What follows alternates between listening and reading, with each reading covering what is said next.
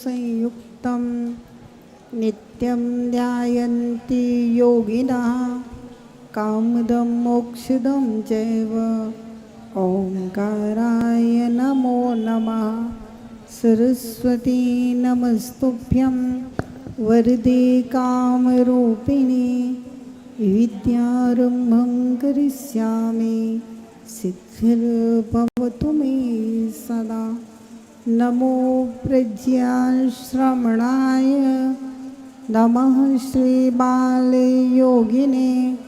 नमो आचार्यदेवाय नमः श्रीविरागसिन्धवे नमः श्रीविशुद्धसिन्धवे मोक्षमार्गस्य नेतारम्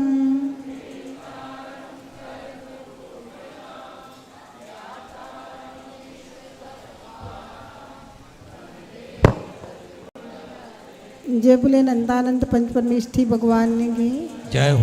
देवादिदेव 1008 चिंतामणि पार्श्वनाथ भगवान की जय हो। अंतिम तीर्थेज परमान शशन नायक भगवान महावीर स्वामी की जय हो। देवादिदेव 1008 आदिनाथ भगवान की जय हो। परम पूज्य गणाचार्य गुरुदेव जी 108 विराग सागर जी महाराज की जय हो। परम पूज्य पट्ट श्रवणाचार्य गुरुदेव जी 108 विशुद्ध सागर जी महाराज की जय हो। परम पूज्य आचार्य गुरुदेव जी 108 उमा स्वामी महाराज की जय हो। तत्वार्थ सूत्र महाग्रंथ की जय हो। बोले परम पूज्य गणेश हमने आरिका रत्न 105 विभा श्री माता जी की आरिका संघ की जय हो।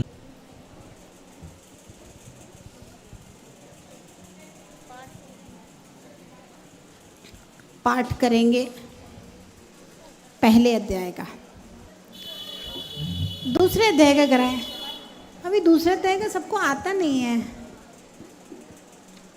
और पढ़ने में दिक्कत हुई। आज थोड़े लेट भी हो गए हैं, कल कराएंगे दूसरे अध्याय। रत्न शर्करा बालुका सम्यक दर्शन ज्ञान चारित्राणि मोक्ष मार्गः तत्वार्थ श्रद्धानं सम्यक दर्शनं तन्निसर्गादधिकमाद्वा जीवा जीवाश्रव बंध सम निर्जरा मोक्षास्तत्वं नामस्थापना द्रव्यभाव तस्तन्यासः प्रमाणनैरधिगमः निर्देश स्वामित्व साधनाधिकरण स्थिति विधानता सत्संख्या क्षेत्र स्पर्शन कालांतर भावाल्प बहुत्वश्च मतिश्रुतावधि मनः पर्याय केवलानि ज्ञानं तत्प्रमाणे आदे परोक्षं प्रत्यक्षमन्यत् मति स्मृति संज्ञा चिंता विनिबोध इत्यनर्थान्तरम् तदिंद्रियानिंद्रिय निमित्तम अवग्रहे हावाय धारणा बहुविध क्षिप्राणि श्रुतानुक्त ध्रुवाणां तीर्थाणाम् अर्थस्य व्यंजनस्यावग्रह न चक्षुरनिंद्रियाभ्यां श्रुतं मतिपूर्वं दैनिक द्वादश भेदं भव प्रत्ययो वधिर्देव नारकाणां क्षयोप्सं निमित्तः षड्विकल्पः शेषाणां ऋजु विपुलमति मनः पर्ययः विशुद्ध प्रतिपाताभ्यां तद्विशेषः विशुद्धि क्षेत्र स्वामी विषयेभ्यो वधि मनः पर्ययो मतिश्रुतयोर्निबंधो द्रव्येषु सर्वपर्यायेषु रूपिस्ववधे तदनंत भागे मनः पर्ययस्य सर्वद्रव्यपर्यायेषु केवलस्य एकादीनि भाज्याने युगपदे कस्मिन्ना चतुर्भ्यः सदसो विशेषाद्यदृक्षोपलब्धिरुन्मत्तवत् नैगम संग्रह व्यवहार अर्जुसूत्र शब्द समविरूढैवं भूतानयाः इति तत्त्वार्थाधिगमे मोक्षशास्त्रे। नमो नमः। चलिए, कल हमने ज्ञानावरण के विषय में पढ़ा था।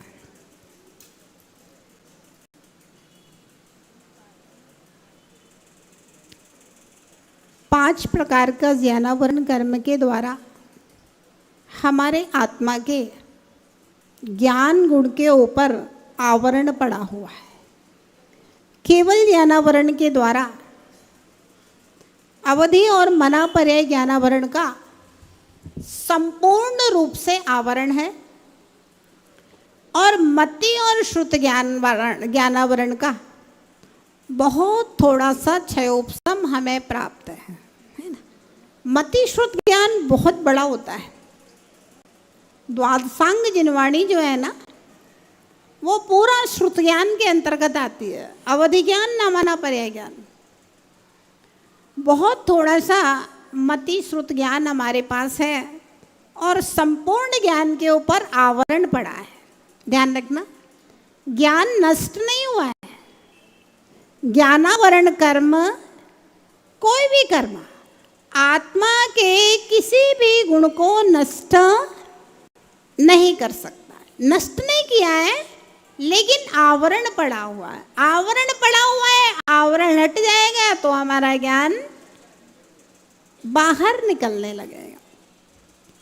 इस विषय में पहले तो जिसको जो पूछना है वो पूछ लो, फिर हम पढ़ाना शुरू करेंगे। हाँ, क्योंकि कल प्रश्नोत्तरी नहीं हो पाई थी। हेलो, कारमान वर्गना पुद्गल रूप पूरे संसार में ठसाठस भरी हुई है। हाँ, तो ये आत्मा के जो कर्म चिपकते हैं, इनका क्या सिस्टम है, किन कारण से चिपकते हैं। दूसरा ये था कि जो पढ़ाई अपन 8 कर्मों के विषय में कर रहे हैं, 6ठे अध्याय में और 8ठे अध्याय में मिला के एक पूरा प्रसंग बनता है। हाँ, तो इन 8 कर्मों की 2 दिन 3 दिन की ऐसी क्लास संभव नहीं है कि दोनों को एक साथ समझाया जा सके। किन कारणों से ये बनते हैं और इनकी कितनी कितनी आयु क्रम का बंध है और इसका उपार्जन क्या है। संभव तो सब है, लेकिन इतना शॉर्ट हो जाएगा कि नहीं, शॉर्ट में समझा सकते। जैसे 4 घातिया कर्म है और 4 अघातिया कर्म है। समझा देंगे कोई 4 घातिया कर्मों का जो आने का संयोग है और उनका जो निक्षेपण का जो है वो व्यवस्थाएं क्या है, मतलब एक साथ समझने का जो विषय बनेगा। हाँ। तो सबको अच्छा समझ में आएगा, जो मेरा मानना है।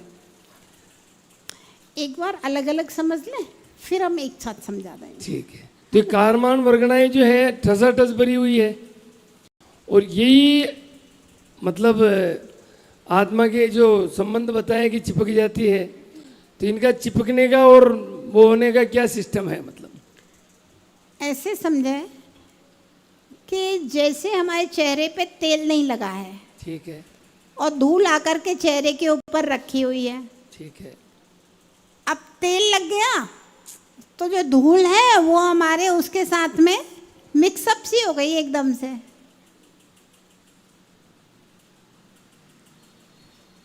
एक चुनाव में उम्मीदवार होता है, एक चुनाव जीत करके नेता बन जाता है। तो उम्मीदवार के रूप में तो आत्मा के हर प्रदेश के ऊपर अनंत पुद्गल कारमण वर्गणाएं ऐसे रखी हुई है, लेकिन जब ये जीव राग द्वेष करता है, उस प्रक्रिया से वे वहीं की वहीं आत्मा के प्रदेशों में बंधन को प्राप्त हो जाएंगे। अब वो बंधन को प्राप्त हो जाएंगी तो आत्मा आएगी तो साथ में जाएंगी। और ऐसे तो नॉर्मली पुद्गल परमाणु हैं, साथ में जाने का बंधने का कोई काम नहीं है। उसका मूल कारण है राग और द्वेष। जो परिणाम हमारे चल रहे हैं, ये आत्मा में कर्मों के बंधने का मूल कारण है। तो माता जी, राग द्वेष के परिणाम तो तत्क्षण हो रहे हैं और कारमान वर्गणाएं भी तत्क्षण बन रही है। तो अनेक कर्म जो बंधे हैं उनका फल एक साथ मिलेगा या वो भी अलग अलग रूप में मिलेगा। अशोक जी, उसका पूरा गणित है ना। अपन कभी स्वाध्याय में बैठे तो हम आपको फिर पूरा गणित बताएं। ये गोमटसार कर्मकांड का विषय है और उसमें इस विषय को पूरा समझाया गया है। और लब्धिसार चपलासार ग्रंथ है, उसमें भी बहुत सुंदर समझाया गया है। जो आपके सवाल हैं इनको, एक प्रश्न और है माता जी। क्या होता है हम आपको बताएं। जैसे एक समय में अपने को अनंत कारमण वर्गणाएं बंधी, कितनी बनती हैं? अनंत। अब उन कारमण वर्गणाओं के 7 विभाग होंगे आयु कर्म को छोड़ करके, ज्ञानावरण, दर्शनावरण, अंतराय, नाम, गोत्र आदि आदि। 7 विभाग पहले तो हुए। अब 7 विभाग के मान लीजिए 10 कोड़ा कोड़ी सागर के लिए बना कोई कर्म, तो 10 कोड़ा कोड़ी सागर के जितने समय होंगे उन सातों के हर समय में द्रव्य डलेगा, हर समय में द्रव्य डलेगा, आबादा काल छोड़ करके। एक आबादा काल होता है जिसे एक निश्चित समय के बाद कर्म फल देना शुरू करते हैं, और कर्म उस समय से फल देना शुरू करेगा, और 10 कोड़ा कोड़ी सागर तक एक समय का कर्म भी फल देगा, फिर दूसरे समय का, तीसरे समय का। तो क्या होता है, हर समय की एक निषेक रचना बनी हुई है, उस निषेक में हर समय का द्रव्य हर समय में डलता जाता है, डलता जाता है। अब उस निषेक में जितने कर्म हैं वो उस समय में उदय में आएंगे। हर समय की निषेक रचना बनी हुई है, जितने कर्म हमारे, जितनी स्थिति हमारी बंधी हुई है उतने के, और जैसा जो कर्म बनेगा वो हर द्रव्य में डलता जाएगा, डलता जाएगा, डलता जाएगा, डलता जाएगा। तो ये जो कर्म है अनेक भावों तक फल देने की सामर्थ्य रखते हैं, एक भाव के बांधे हुए 70 कोड़ा कोड़ी सागर तक फल देने की सामर्थ्य रखते हैं। तो माता जी एक विषय और आता है कि मिथ्यावाद के उदय से अनंत कर्म बनते हैं। हाँ, मिथ्या दर्शन, मिथ्या ज्ञान, मिथ्याचारित्र हाँ। से। तो जब तक गौतम स्वामी जैन दर्शन से जुड़े नहीं थे तो वो दूसरे अनुयायी में उनका जो ज्ञान था, तो उसके बाद जैसे महावीर स्वामी की वाणी खिरी, तो क्या इतने कम समय में वो सब पूर्व के कर्म जड़ित हो गए? अशोक जी, विशुद्धि का बहुत बड़ा प्रभाव है। देखिए, ये विषय बहुत महत्वपूर्ण है, आप लोग थोड़ा ध्यान से सुने। जो सवाल है वो बहुत महत्वपूर्ण है। इनका ये कहना है कि इंद्रभूति था जो गौतम स्वामी, मिथ्यात्व से ग्रसित था, वेद वेदांग का पाठी था, महाअहंकारी था। क्या इतनी जल्दी उसके कर्म 6 को प्राप्त हो गए कि एक दिन में वो 63 रिद्धियों का स्वामी हो गया, या थोड़ी सी देर में वह 6ठे 7वें गुण स्थान में प्राप्त हो गया? बताएं हम आपको इस विषय में। ये विषय लब्धिसार का विषय है। मैंने आपको बताया, देखिए सभी लोग ध्यान से सुनो तो कुछ समझ में आएगा, नहीं तो कुछ भी समझ में नहीं आएगा।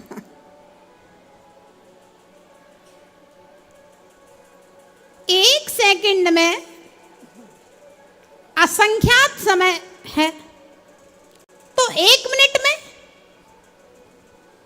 उससे 60 गुणे, 1 घंटे में 3600 गुणे। अब जब वह इंद्रभूति ने भगवान के समोसरण को देखा, मान तो उसका वहीं गलित हो गया था, उसकी आत्मा में जो भाव उत्पन्न हुआ, हर समय में अनंत गुणी विशुद्धि बढ़ रही थी। कितनी विशुद्धि? अनंत गुणी। अनंत गुणी। पहले समय में जितनी विशुद्धि है, दूसरे समय में अनंत गुणी, तीसरे समय में अनंत गुणी, चौथे समय में अनंत गुणी। 1 सेकंड में कितने गुणी विशुद्धि बढ़ गई बताओ इंद्रचंद जी, हिसाब लगाओ।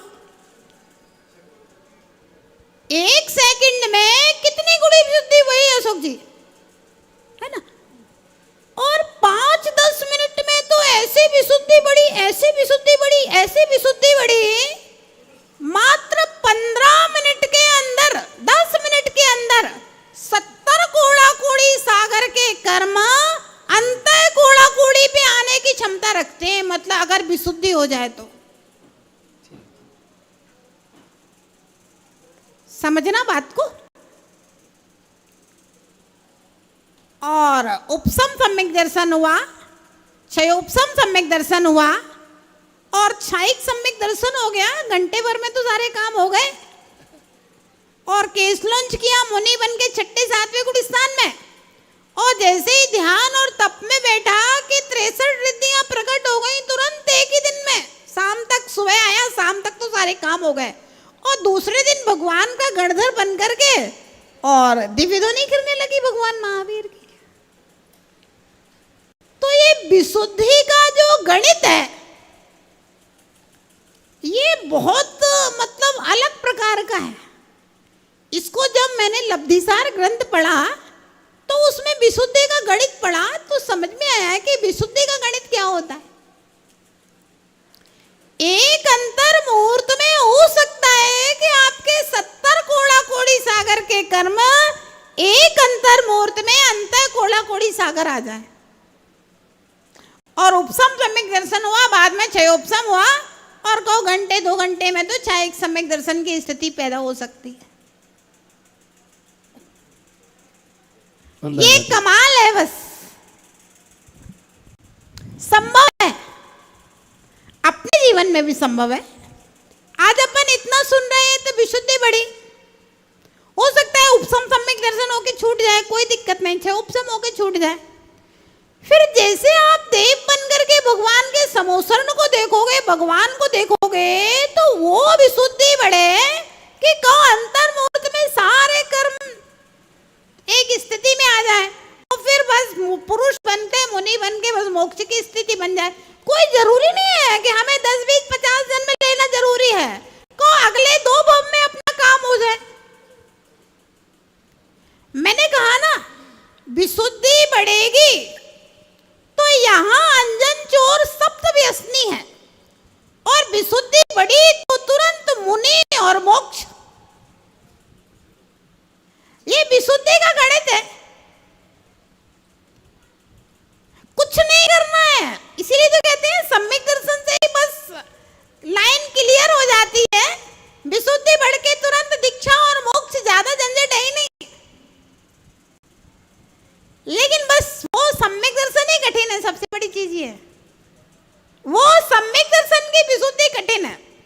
अब यहाँ अपने पास देखो, ना तो कोई चारण रिद्धिधारी मुनि है, ना कोई अपने पास अवधि ज्ञानी और मनापर्य ज्ञानी मुनि है, ना तो केवल ज्ञानी मुनि है। लेकिन ऐसी स्थिति में भी जहां श्रद्धान के कोई विशेष निमित्त नहीं है, फिर भी आप रोज 1 घंटा आकर के पढ़ रहे हो, सुन रहे हो, रुचि ले रहे हो, तुम्हारा मन लग रहा है,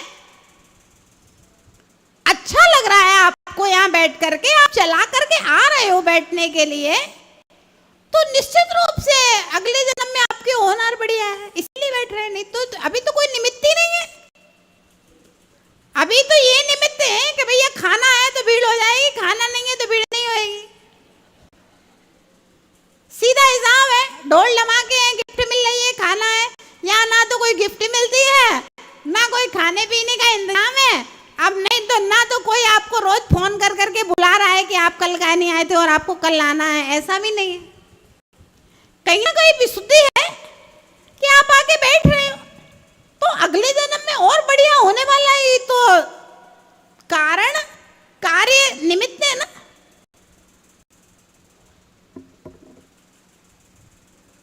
विशुद्धि का खेला है, कोई ये नहीं है कब किसको मोक्ष हो जाएगा, कौन संसार में रहेगा। कहो जिसके पास कुछ नहीं है वो मोक्ष चला जाए, जिसके पास कुछ है वो उदाहरण आता है ना। एक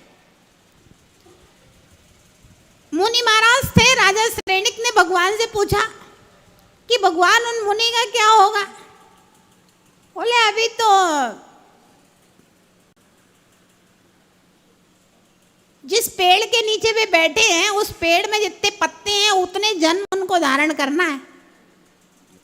वो आया, महाराज इमली के पेड़ के नीचे बैठे थे, इमली का बड़ा सारा पेड़, इतने इतने से पत्ते। तो महाराज ने पूछा मेरे बारे में भगवान ने क्या बोला है। बोला बोले इस पेड़ के जितने पत्ते हैं उतने जन्म लेना पड़ेंगे आपको, तो फिर मोक्ष होएगा। महाराज खुश हुए, चलो कम से कम मेरा मोक्ष तो होएगा।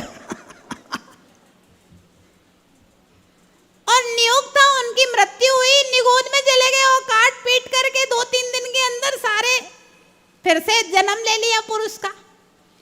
फिर वो दोबारा गया भगवान के समोसरण में। बोले भगवान आप मुनि वो उनका क्या हुआ वे मुनि। बोले भैया उनको तो बस केवल ज्ञान उत्पन्न होने वाला है। बोले हमारा तो अभी एक जन्म नहीं कटा, उनके तो आपने बताए थे इतने सारे जन्म। तो बोले उनके तो सारे जन्म कट गए, निगोद में जाके एक श्वास में 8-10 बार जन्म भरो भरो दुख पार, खत्म खेल। और बस जन्म हुआ 8 साल में मुनि दीक्षा लेकर के, वो तो केवल ज्ञान उत्पन्न कर रहा है। ये प्रथमानुयुग। सबसे पहले आप अपने जैन आगम के कहानी किस्से वाले ग्रंथों को पढ़ो, जिनके लिए कोई गुरु की जरूरत नहीं है। ये सब तत्वारसुत पढ़ने के लिए, समयसार पढ़ने के लिए तो गुरु की जरूरत है ना। श्रीपाल चरित्र, मैना सुंदरी चरित्र और ये श्रेणिक चरित्र, पारसनाथ पुराण, इनके लिए कोई गुरु की जरूरत नहीं है। आप तो अपने उठाओ ग्रंथ, मंदिर में सबसे ज्यादा प्रथमानुयुग सबसे पहले पढ़ना चाहिए। हाँ, तो आपको समझ में आएगा ये गणित कैसे चल रहा है। तभी आपके दिमाग में प्रश्न उठेंगे कि भाई ये सब क्या हो रहा है, कैसे हो रहा है। विशुद्धि और संक्लेश बस दो ही चीजें हैं। संक्लेश किया तो 33 सारागर के लिए नरक, और विशुद्धि बढ़ी तो फिर सीधा ऊपर। थोक का गणित है। संक्लेश किया तो पहले नरक में भी चला गया 1 सागर के लिए, और विशुद्धि बढ़ी तो 1 सागर के लिए पहले स्वर्ग में चला गया। कोई बड़ी बात नहीं है। इसलिए साधुओं के लिए लिखा है, किम वनवासो किम उपवासो। वनवास करने से क्या होता है, उपवास करने से क्या होता है। किम काय क्लेशो, काय क्लेश करने से क्या होता है। अगर तुम्हारे अंदर समता भाव नहीं है तो सब बेकार है। अष्टपाउड में लिखा है, साधु संतों के लिए, हम लोग के लिए लिखा हुआ है शास्त्रों में। समता भाव ही समरण, समरणत्व है। एक साधु है, शांति से अपना समता भाव से अपनी साधना कर रहा है, शांति से आहार करे आता है, माला फिर रहा है, स्वाध्याय कर रहा है, प्रवचन कर दिए, 2-4 लोग आए, स्वाध्याय सुना दिए, उसका ज्यादा कुछ नहीं आता है। और दूसरा साधु है, बड़ा पंडाल लगा करके हजारों की भीड़ रोज हो रही है। अब कर्म कौन कैसे काट रहा है। तो भैया वो पहले मोक्ष जाएगा जो शांति से बैठा हुआ है, और ये बाद में मोक्ष जाएंगे। अव्याल पंडाल में कोई काम नहीं हुआ तो अव्याल डांट फटकार शुरू, कमरा में चलो कमेटी वालों को समझ में समझा दे अच्छे से।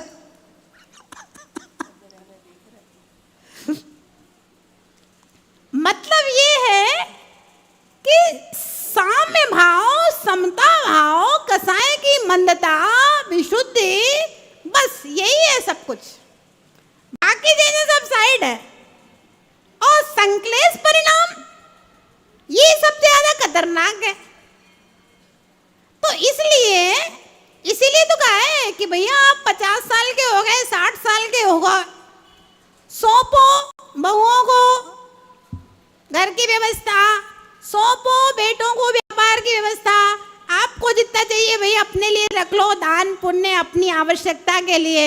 उसके अलावा भाई तुम मिटाओ बनाओ, तुम्हारी व्यवस्था है। हम शांति से घूमो, तीर्थों पे घूमो, साधु संतों के पास आओ, आराम से चौका लगाओ और रहो, धर्म ध्यान करो, कुछ सीखो, है ना। शांति रखो आप। अभी आयु कर्म के बारे में बताएंगे तब आप देखना कैसा हिसाब है आयु कर्म का। एक बार अगर कोई भी आयु गलत हो गई तो जाना ही पड़ेगा, चाहे कुछ भी हो जाए, भगवान भी उतरे आए तुम्हारे सहयोग के लिए तो भी नरक में जाना पड़ेगा। हाँ रितेश भैया क्या पूछ रहे हैं? माता जी आपने अभी जो ये समझाया, इसमें एक वर्ड आया विशुद्धि। हाँ, तो ये विशुद्धि हम कैसे मतलब उसको वो करें, मतलब क्या है मतलब विशुद्धि कैसे हो, मतलब हमारी मतलब ये जी तू समझा रहे हैं हम 1 महीने से विशुद्धि कैसे हो। हाँ नहीं वो समझाए, लेकिन बार बार अपन ने कहा 70 घोड़ा घोड़ी से अपन जो एकदम से यहाँ आ गए। हाँ। तो विशुद्धि के तात्पर्य मतलब माता जी? विशुद्धि का ये तात्पर्य है जब आपको संसार की सच्चाई समझ में आएगी, है ना।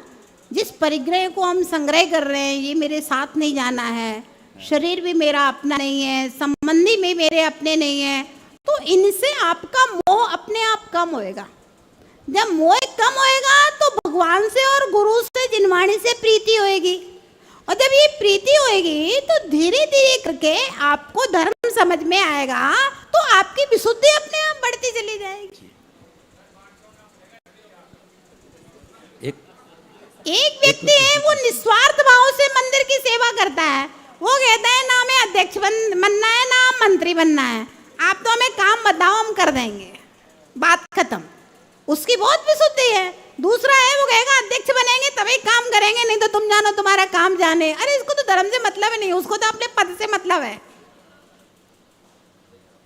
बहुत फर्क है, विशुद्धि का तो बहुत फर्क है। विशुद्धि वाला व्यक्ति सब जगह झुक जाएगा। जैसे कोई की लड़की की शादी होती है, उसको लगता है भाई लड़की की शादी हो जाए, जब तक सबके हाथ जोड़े विदा हो जाने फिर हम देखें बाद में, है ना। तो विशुद्धि जिसकी है वो अपना विशुद्धि बना के रखेगा, धर्म में सब जगह झुक जाएगा, है ना। क्योंकि जो भी अच्छा बुरा मुझे मिल रहा है मेरे कर्म से मिल रहा है, मैं किसी को भी दोष नहीं देंगे अपने बुरे के लिए। हाँ, विशुद्धि अपने आप बनी रहेगी। और नहीं तो हम इसने हमारा फलाने समय 5 साल पहले इसने हमसे ऐसा कहा था, 6 साल पहले इसने हमारा ऐसा किया था, वो 10 साल पहले उनसे वो वाली बात हुई थी। तो नहीं, जो हुआ था वो हुआ था, खत्म करो उसको। अपन तो एक सामान्य अच्छा व्यवहार करो सबके प्रति, शांत परिणाम रखो, बस यही तो विशुद्धि है। विशुद्धि तो हमें 24 घंटे चाहिए। अब ऐसा नहीं कि हम मंदिर में आए तो विशुद्धि और दुकान पे जाओ तो फिर कलेश। मंदिर में आई, सास पूजा करके गई, उत्तम क्षमा गो रे भाई, ये भव जस पर भव सुखदाई।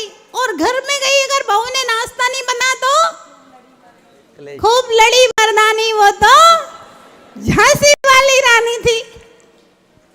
नहीं, खाली मंदिर में विशुद्धि नहीं चाहिए, हमें तो घर में भी विशुद्धि चाहिए, 24 घंटे विशुद्धि चाहिए, शांति चाहिए। मेरा काम आपने किया तो ठीक, नहीं किया तो हम अपने हाथ से कर लेंगे, ऐसी विशुद्धि चाहिए हमें तो। हाँ, वंदना माता जी मेरा प्रश्न ये था कि कर्म तो प्रतिक्षण बनते हैं और हाँ। उदय में आबादा काल के बाद आते हैं। हर कर्म चाहे उसका आबादा काल कम हो चाहे ज्यादा हो, कर्म तो है पुद्गल, उनमें तो ज्ञान है नहीं, आत्मा में ज्ञान है। तो अब कर्म जब चिपकते हैं तो उनको कैसे पता लगता है कि 3 साल के लिए चिपके, क्योंकि तो पुद्गल उनमें तो ज्ञान है ही नहीं। 2 साल के लिए कर्म कितने दिन के लिए चिपकते हैं? बुद्धिपूर्वक नहीं चिपकते हैं, क्योंकि कर्म में बुद्धि है ही नहीं है, ज्ञान है ही नहीं है।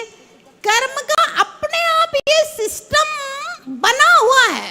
कार्मण वर्गणाएं हमारे राग द्वेष के हिसाब से, अभी आएगा अनुभाग बंध के विषय में, जितनी तीव्र कसाई होगी उतने ज्यादा समय के लिए चिपकेगा। वो सिस्टम बना हुआ है सारा, ऑटोमेटिक सिस्टम है।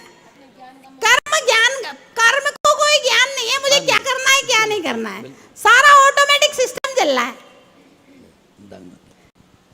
जैसे रावट काम करते हैं ना, ऐसे ही कर्म काम कर रहा है। हाँ, वंदन माता जी, जैसे मोहनी कर्म की 70 कोड़ा कोड़ी की बधाई, और फिर आपने अंतर्मूर्त में उसको विशुद्धि के साथ अंत कोड़ा कोड़ी में, तो अंत कोड़ा कोड़ी से क्या समझे?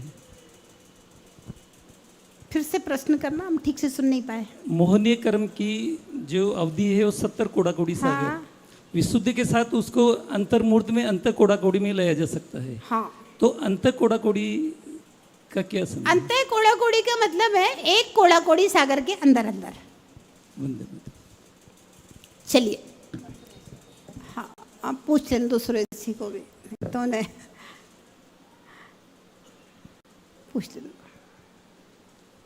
अभी हम कुछ एक बड़ी महत्वपूर्ण बात बताने वाले थे, दिमाग से उड़ गई।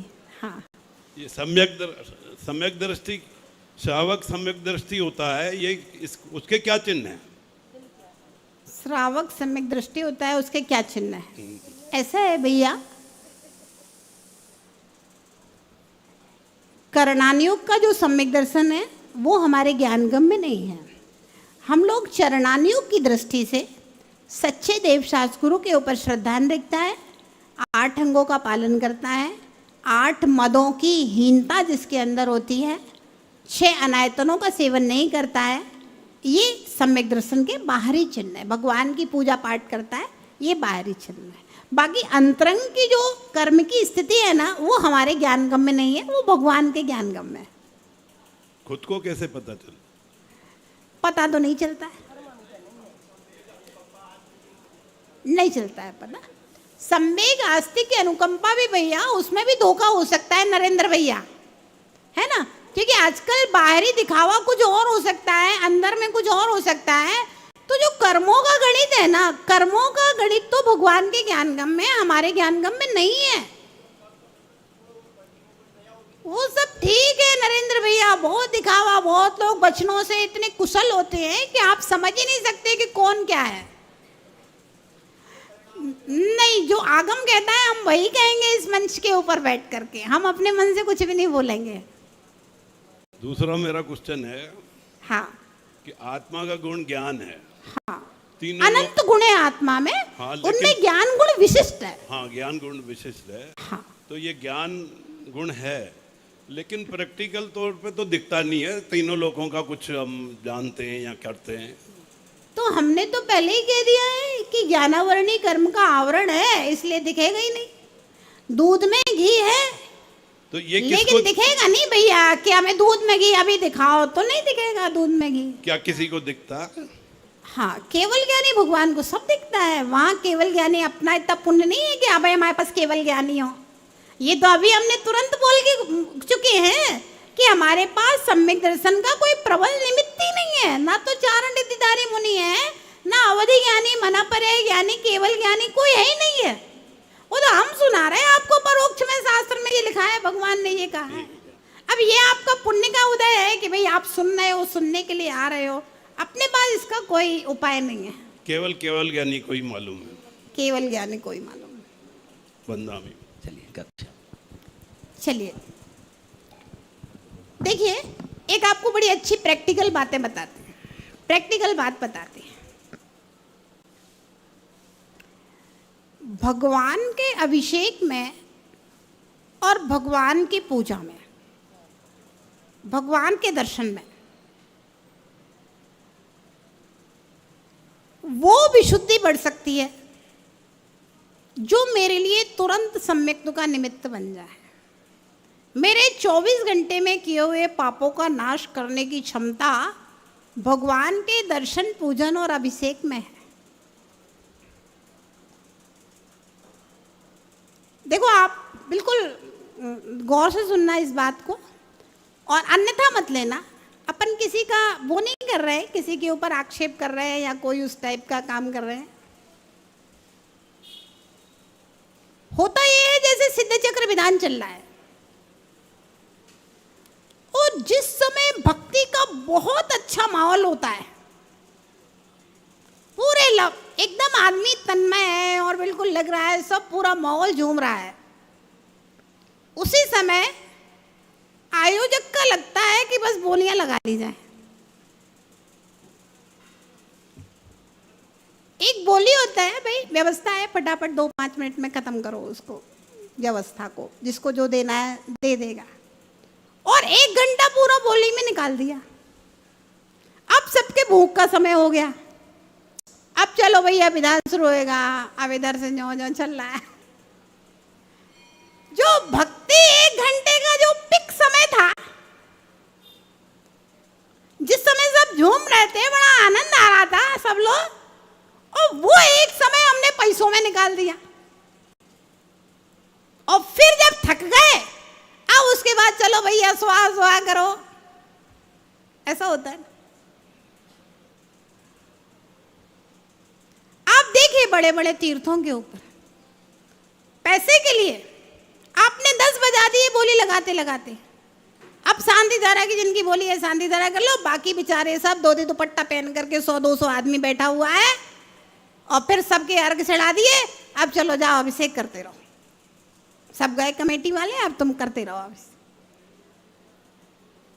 एक था कि भाई अतिशयकारी प्रतिमा है, मन में भावना हो, सुबह 6 बजे जाकर के भगवान के कलश कर रहा है, भक्ति के गीत हो रहे हैं, उसकी विशुद्धि बढ़ रही है। मतलब पैसे के लिए हमारे जो पाप कर्म की निर्जरा थी वो डिस्टर्ब कर दी पूरी की पूरी। हम ये नहीं कह रहे कि बोली नहीं लगाओ, हम आपको एक कर्म सिद्धांत जो आप पढ़ रहे हो ना, हम इसका आपको गणित बता रहे हैं कितना। मतलब पहले किसी कार्यक्रम में बोलियां नहीं होती थी, सेठ लोगों ने मंदिर बनवाया, सेठ लोग ने पंच कल्याण करवाया है, कोई सेठ कोई सम्राट का श्री चक्र विधान चल रहा है, सब लोग विधान में बैठे, कोई बोली टोली नहीं होगी, एक अपनी मर्जी का मालिक है। इतना बड़ा सुमति धाम का महोत्सव हुआ, एक व्यक्ति ने कराया, कोई बोली नहीं हुई। और अगर कहीं समाज से होता तो पूरा समय बोलियों में चला जाता, क्योंकि इतना बड़ा खर्चा कहां से आए, इतना बड़ा खर्चा कहां से आए, पूरा टाइम आपने बोलियों में खत्म कर दिया। तो होता ये है, जो भोली पब्लिक को हमने भक्ति करने के लिए बुलाया है, तो उसका जो भक्ति का समय है वो हमने बोलियों में खत्म कर दिया पूरा का पूरा। और अब तुम सुहा सुहा करते रहो, बैठ बैठ करके अब तुम कलश डालते रहो, क्या होना है। तो एक बहुत अच्छी बात आपको बताएं, हमें भगवान की भक्ति करना स्वयं सीख लेना चाहिए, पराधीन चर्या नहीं होना चाहिए। आप तो खुद विनय पाठ सीख लो, खुद मंगलाष्टक सीख लो, खुद अभिषेक की विधि सीख लो पूरी, और खुद पूजा का शांति विसर्जन करना सीख लो। आप जहां भी जाओ अपना अष्टद्रव्य का थाली लो, कलश लो, कहीं भी एकांत शांत जहां सुंदर सी प्रतिमा लगे वहां अपना 5-10 लोग साथ में बैठ करके पूरे भक्ति भाव से गीत संगीत के साथ में आप अपना भक्ति करो। मतलब लोगों ने धर्म को 100% पैसे से जोड़ दिया है। पैसा एक व्यवस्था है, हम ये नहीं कह रहे कर्मचारियों का पेमेंट कहां से होएगा, है ना, ये एसी कूलर पंखा लाइटें चल रही, इन सब का बिजली का बिल कहां से भरा जाएगा, इतने बड़े बड़े जिनालयों के निर्माण कहां से होंगे। पैसा एक व्यवस्था है, उसके बिना काम नहीं चलेगा। और लोगों की भावना भी होनी चाहिए देने की, और लेने के भी अपने एक सिस्टम है, उनसे ही आता है। हर समय आदमी देता भी नहीं है पैसा, लेकिन उन सब के लिए भी एक सिस्टम होना चाहिए। क्योंकि अगर हम पैसे में धर्म को खत्म कर देंगे तो भाई जिनालय पैसे के लिए नहीं है, जिनालय तो पापों का नाश करने के लिए है, कि भाई हमारी विशुद्धि बढ़े और हमारा काम आगे बढ़े।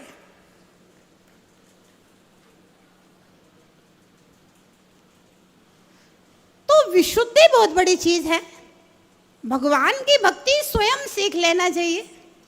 अभी तो ये है, आदमी को अगर एक शांति विधान भी कराना होए ना तो पहले 50,000 रुपये जेब में होए तब आपका शांति विधान होएगा। माइक सेट लाओ, संगीतकार लाओ, पंडित जी को बुलाओ और अपने सब रिश्तेदारों को खाना कराओ, तब वो शांति विधान होएगा। 50,000 जेब में होए तब शांति विधान होएगा। भैया आप तो शांति विधान सीख लो, थाली में अपनी द्रव्य धो करके रखो और दूसरी थाली में द्रव्य चढ़ाओ, और आप अपने परिवार के साथ शांति से कहीं भी बैठ करके आप अपना शांति विधान करो। क्योंकि पैसे से जब हम धर्म को जोड़ देंगे तो जब पैसा होएगा तभी काम होएगा, बिना पैसे के तो फिर काम होएगा नहीं। पैसे वाले ही कर पाएगा, बेचारा गरीब तो क्या कर पाएगा, वो क्या करेगा, कहाँ से करेगा गरीब जिसके पास नहीं है पैसा, है ना। तो धर्म को समझने की बहुत जरूरत है, और विशुद्धि और संकलेशों को समझने की भी बहुत जरूरत है। दान का फल वही मिलता है जब कोई खुशी से दे, और जबरदस्ती बोली लगवा दी, जबरदस्ती उसको वो कर दिया तो भैया पैसा भी लगेगा और उसको पूरा पुण्य भी नहीं मिलेगा। दोनों चीजें हैं। तो दान के हमारे सहज भाव होना चाहिए कि हम दान दें, हमारा पैसा अच्छे काम में लगे, बहुत अच्छी बात है ना। और व्यवस्था बनाने के लिए बिना पैसे के भी व्यवस्था नहीं बनेगी, हम ये भी कह रहे हैं, क्योंकि जैन दर्शन अनेकांतवाद है। आप एक पहलू को पकड़ करके कभी भी किसी भी दूसरे पहलू का निषेध नहीं कर सकते हो, और करेगा तो कभी जिन शासन का प्रवर्तन नहीं हो सकता है। आचार्य अमृतचंद्र स्वामी ने समयसार की टीका में लिखा है, अगर तुम जिनमत का प्रवर्तन करना चाहते हो तो आपको निश्चय और लोक व्यवहार दोनों को लेकर के चलना पड़ेगा, तभी जिनमत का प्रवर्तन होगा। क्योंकि अगर आपने व्यवहार को नष्ट कर दिया तो तीर्थ का नाश हो जाएगा, और अगर आपने निश्चय को नष्ट कर दिया तो तत्व की प्राप्ति का नाश हो जाएगा, लक्ष्य का आपसे दूर हो जाएगा। तो लक्ष्य भी हमारे ध्यान में हो और व्यवहार भी हमारे ध्यान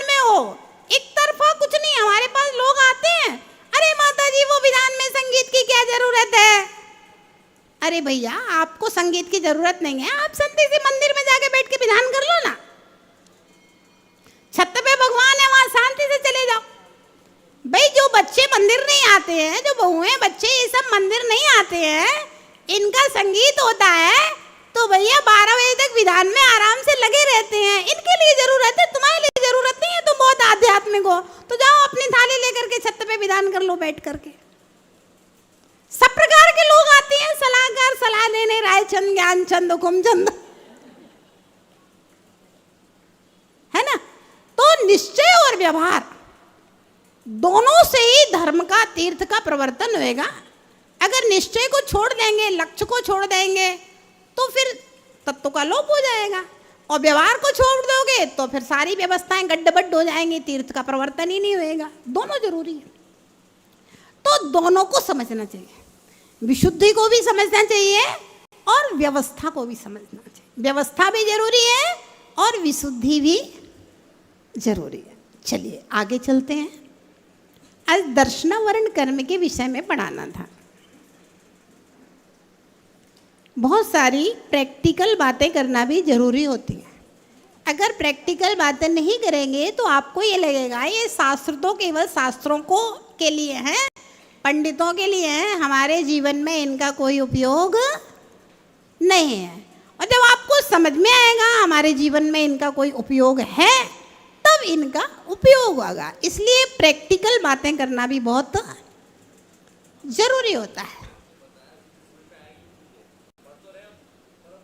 हाँ, पूजन करना सबको इंडिविजुअल सीख लेना चाहिए। हाँ, अभी हमारा पर्युषण के पहले भक्तामर जी का क्लास पूरा कर देंगे, पर्युषण के बाद पूजन की क्लास लगाएंगे। पूरा विनय पाठ से लेकर के शांति विसर्जन तक का अर्थ बताएंगे आपको, क्योंकि जब तक अर्थ नहीं पता है तो फिर आप पूजा में क्या पढ़ोगे, क्या करोगे, आपको पता ही नहीं क्या कैसे करना है, किस चीज का क्या महत्व है। ये भक्तामर जी अपन पर्युषण के पहले पूरा कर देंगे। फिर तत्वार्थ सूत्र के बाद में जो 9 बजे से क्लास होती है ना अपनी, तो उसमें पूजन का विनय पाठ से लेकर के शांति विसर्जन तक, और फिर टाइम रहेगा तो अभिषेक विधि के बारे में भी अपन मंगलाष्टक से लेकर के कैसे अभिषेक करना है वह अभिषेक विधि के विषय में भी आप लोगों को बताएंगे। हर व्यक्ति को इंडिविजुअल सीख लेना चाहिए, किसी की पराधीनता नहीं। कोई पंडित को बुलाओ तब पूजा होएगी, नहीं, किसी पंडित की जरूरत नहीं है, हम स्वयं पंडित हैं। चलिए सूत्र पढ़ लें हम थोड़ा सा। चक्षुरचक्षु रवधि केवला नाम निद्रा निद्रा निद्रा प्रचला प्रचला प्रचला स्त्यान गृध्यश्च। पढ़िए।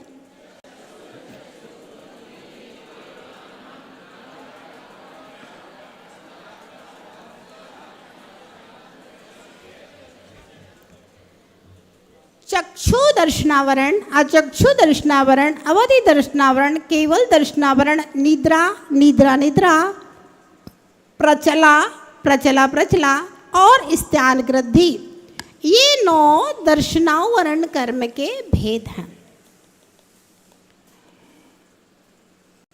दर्शन किसे कहते हैं? किसी भी वस्तु के सामान्य ग्रहण को दर्शन कहते हैं। जैसे मेरी आवाज आपके कानों में जा रही है, अब आवाज की ध्वनि तरंगें कान के पर्दे को स्पर्श की और हमें लगा कुछ है, ये हुआ दर्शन। और ये किसकी आवाज है, क्या है, क्या कहा जा रहा है? ज्ञान। तो पहले दर्शन फिर ज्ञान। हमने इसको छुआ, कुछ है ना, दर्शन। ये माला है, ज्ञान। छुआ, पुस्तक है, कुछ है, दर्शन। ये पुस्तक है, ज्ञान। मान लीजिए गुलाब का बगीचा इधर है, सुगंध आ रही है, तो गंध के परमाणु मेरी नाक नाक में टकरा रहे हैं, कुछ है दर्शन, गुलाब की सुगंध है, ये ज्ञान हो गया, है ना। तो हर ज्ञान के पहले दर्शन होता है, फिर ज्ञान होता है पांचों इंद्रियों के द्वारा और मन के द्वारा। तो ऐसे उस दर्शन को आवरणित करने वाला दर्शनावरण कर्म होता है। अब चक्षु दर्शनावरण, जिस कर्म के उदय से चक्षु इंद्रिय से होने वाले सामान्य अवलोकन का घात होता है, वह चक्षु दर्शनावरण है। अचक्षु दर्शनावरण जिस कर्म के उदय से चक्षु इंद्रिय को छोड़ करके शेष इंद्रियों और मन से होने वाले सामान्य अवलोकन का घात होता है, वह अचक्षु दर्शनावरण कर्म शेष स्पर्श रसना ग्रहण स्रोत मन के प्रतिवास करने की शक्ति को नष्ट कर देता है, वह अचक्षु दर्शनावरण कहलाता है। अवधि दर्शनावरण, जिस कर्म के उदय से अवधि ज्ञान से पहले होने वाले सामान्य अवलोकन का घात होता है, उसे अवधि दर्शनावरण कहते हैं।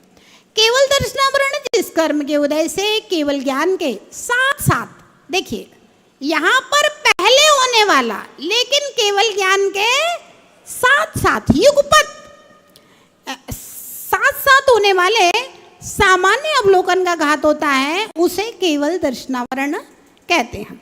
अब 5 प्रकार की निद्राएं होती हैं। सबसे पहले निद्रा, मद खेद परिश्रम जन्य थकावट को दूर करने अथवा विनोद के लिए सोना, नींद लेना निद्रा है, ऐसा सर्वार्थ सिद्धि ग्रंथ में लिखा है। और भी परिभाषाएं हैं। जिसके सन्निधान उदय से आत्मा निद्रा लेता है, कुत्सित कार्य करता है, स्वप्न में भी क्रिया करता है, वह निद्रा है राजवार्तिक से। जिस कर्म प्रकृति के उदय से आधा जागता हुआ सोता है, धूलि से भरे हुए के समान नींद हो जाते हैं, गुरु भार के उठाए हुए के समान सिर अति भारी हो जाता है, वह भी निद्रा प्रकृति है। सो नहीं रहा है लेकिन सिर भारी भारी है और ऐसा लग रहा है कि बिल्कुल नशा सा चढ़ रहा है, निद्रा प्रकृति का उदय है उस समय भी।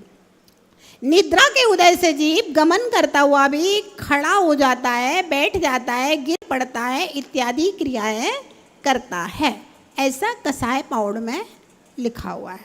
निद्रा के उदय से जीव की दशा निद्रा प्रकृति के उदय से जीव अल्पकाल सोता है, उठाए जाने पर जल्दी उठ जाता है, अल्प शब्द के द्वारा भी सचेत हो जाता है, ऐसा धबला पुस्तक 6 में कहा है। निद्रा प्रकृति के उदय से गिरता हुआ जीव जल्दी अपने को संभाल लेता है, थोड़ा थोड़ा कांपता रहता है, सावधान हो जाता है, ऐसा भी धबला पुस्तक 6 में लिखा है। निद्रा के उदय से मनुष्य चलता चलता खड़ा रह जाता है, खड़ा खड़ा बैठ जाता है और अथवा गिर जाता है, ऐसा गोमटसार कर्मकांड में कहा है। निद्रा दर्शनावरणी में वह शक्ति है कि वह चले हुए जीव को तुरंत रोक देती है, रुककर खड़े हुए को तुरंत बैठा देती है, बैठे हुए को लिटा देती है और लेटे हुए को सुला देती है, ऐसा बरांग चरित्र में कहा गया है। समझ में आ गया होगा आप लोग को?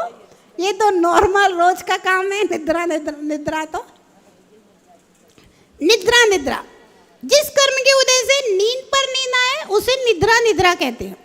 जिस कर्म के उदय से अति निर्भर होकर सोता है, दूसरे के उठाए जाने पर भी नहीं उठता है, अलार्म बज गया और बंद करके दोबारा सो जाए, वह निद्रा निद्रा प्रकृति है। जिसके कारण उठाए जाने पर भी आंखें ना खुले, उसे निद्रा निद्रा। कई बार ऐसा होता है अपन जग जाते, कोई ने उठा दिया, हम बैठ गए, फिर भी नींद आ रही है, निद्रा निद्रा। निद्रा निद्रा के उदय में जीव की दशा निद्रा निद्रा प्रकृति के तीव्र उदय से जीव वृक्ष के शिखर पर, विषम भूमि पर अथवा जिस किसी प्रदेश पर घुरघुराता हुआ या नहीं घुरघुराता हुआ निर्भर अर्थात गाढ़ निद्रा में सोता है, ऐसा धबला पुस्तक 6 में लिखा है। निद्रा निद्रा के उदय से जीव यद्यपि सोने में बहुत प्रकार सावधानी करता है, किंतु नेत्र खोलने में समर्थ नहीं होता है, ऐसा गोमटसार कर्मकांड में कहा गया है। प्रचला, जो शोक श्रम मद आदि के कारण उत्पन्न हुई है, जो बैठे हुए प्राणियों के भी नेत्र गात्र की विक्रिया की सूचक है, बैठे बैठे ही सो जाए, जो आत्मा को प्रचलित करती है, प्रचला है। जिस निद्रा से आत्मा में विशेष प्रचलन उत्पन्न होता है, वह शोक आदि से उत्पन्न होती है। यह इंद्रिय व्यापार से उपरत होकर बैठे बैठे के शरीर नेत्र आदि में विकार क्रिया की सूचक है, अंतः प्रीति का लव मात्र हेतु है, वह प्रचला है। जिस प्रकृति के उदय से जीव नेत्र को किंचित खोलकर सोता रहता है वह भी प्रचला प्रकृति कही गई है। प्रचला के उदय से जीव की दशा, प्रचला प्रकृति के तीव्र उदय से लोचन बालुका से भरे हुए के समान हो जाते हैं, सिर गुरु भार को उठाए हुए के समान हो जाता है, नेत्र पुनः पुनः उन्मूलित और निमिलित होने लगते हैं। धबला पुस्तक 6 से। प्रचला दर्शनावरण कर्म के उदय से बैठे बैठे ही घूमने लगता है, नेत्र और शरीर कंपित हो जाते हैं, चलने लगते हैं और देखता हुआ भी नहीं देखता है। तत्वार्थ राजा सकते, वह सोता हुआ भी कुछ कुछ जागता रहता है, बार बार मंद सोता है, जागता रहता है, सोते हुए भी उसे अपने आसपास की घटनाओं का थोड़ा थोड़ा ज्ञान बना रहता है। प्रचला प्रचला प्रचला देखिए, प्रचला की पुनः पुनः आवृत्ति होना प्रचला प्रचला है। अथवा जिस कर्म के उदय से सोते समय मुख से लार बहती है, अंगोपांग भी चलते हैं, सुई आदि चुबाने पर भी चेतना नहीं आती है। किसी किसी को ऐसे हाथ से हिला दो भी ना तो भी उसको पता नहीं चलता है कि क्या हमें किसी ने जगाया है। प्रचला प्रचला है जिसके उदय से स्थित निश्चल बैठा हुआ भी सो जा रहा है, भूत से ग्रहित हुए के समान सिर घूमता है, वायु से आहत लता के समान चारों दिशाओं में लौटता है, वह प्रचला प्रचला प्रकृति है। जिसके हृदय में से उदय से सोते हुए लार बहे, हृदय से नहीं उदय से होना चाहिए, जिसके उदय से सोते हुए लार बहे तथा अंग चले उसे प्रचला प्रचला कहते हैं। जिसके उदय से सुई आदि चुबाई जाने पर भी सचेत ना हो उसे प्रचला प्रचला कहते हैं। हरिवंश पुराण से। प्रचला प्रचला के उदय में जीव की दशा, प्रचला प्रचला के उदय से पुरुष मुख से लार बहाता है, उसके हस्तपाद आदि चलायमान हो जाते हैं। प्रचला प्रचला के उदय से अत्यंत ऊँघता है, बाण आदि के द्वारा शरीर के अवयव सिर अंग प्रत्यंग छिन्न छिड़ जाने पर भी जीव कुछ नहीं देख सकता है। स्त्यान ग्रद्धि, जिस कर्म के उदय से प्राणी सोते समय नाना प्रकार के भयंकर कार्य कर डालता है और जागने पर कुछ मालूम ही नहीं होता मैंने क्या किया, उसे स्त्यान ग्रद्धि कहते हैं। जिस निद्रा के उदय से चलता चलता स्तंभित किए जाने के समान निश्चल खड़ा हो जाता है, खड़ा खड़ा बैठ जाता है, बैठकर भी पड़ जाता है, पड़ा हुआ उठाए जाने पर मारता है, काटता है, बड़बड़ाता है, स्त्यान ग्रद्धि है। जिसके द्वारा आत्मा स्नान अर्थात सोते समय ग्रद्धता करने लगे, किसी कर्म में सचेष्ट हो जावे और उसके उदय से वह जीव अत्यधिक कठिन काम कर लेवे, वह स्त्यान ग्रद्धि है।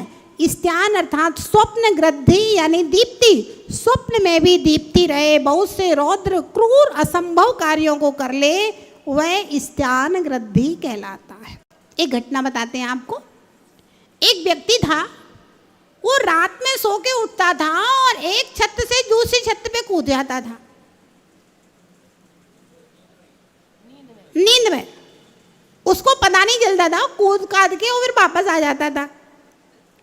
अब ये बात थोड़ी प्रसिद्ध हो गई, लोगों ने कहा देखते हैं। एक रात जैसे जगे, अब भीड़ लगी थी, अब जैसे ही वो कूदने वाला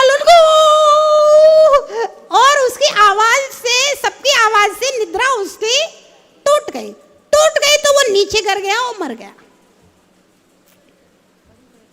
मतलब स्त्यान ग्रद्धि से कोई भी दुर्घटना हो सकती है। एक समाचार पढ़ा था, एक महिला थी तो वो रात में उठी, गांव में होगी कोई, शहर में गांव में जैसे, रात में उठी और कहीं जाकर के पेड़ के नीचे गड्ढा खोद करके अपने सारे गहने उस गड्ढे में डाल करके और बंद करके और आ गई और फिर कुंडी लगा के सो गई।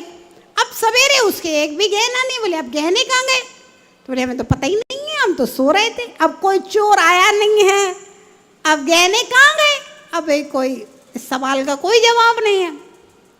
फिर वो 5-6 महीने बाद फिर रात में उठी और वो गई और पूरे गहने पहन करके उस गड्ढे में से और फिर वापस आकर के सो गई कुंडी लगा के।